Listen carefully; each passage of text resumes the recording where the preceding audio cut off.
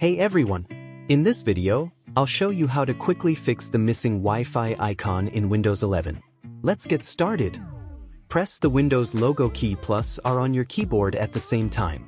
In the Run window, type services.msc and then press Enter. Once the Services window opens, scroll down the list until you find WLAN AutoConfig.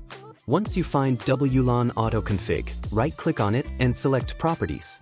In the Properties window, find the section called Startup Type. Make sure it is set to Automatic. If it isn't, click the drop-down menu and choose Automatic. Now, click Apply and then OK to save the changes. If this step doesn't solve the issue, don't worry, let's move on to the next step.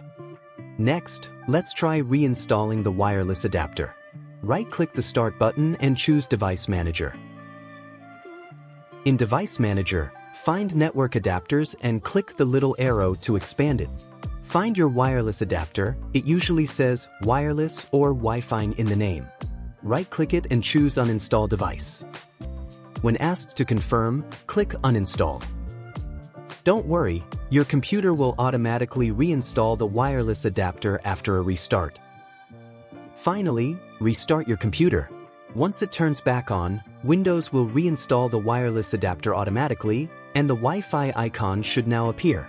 By following these steps, the Wi-Fi icon should be back.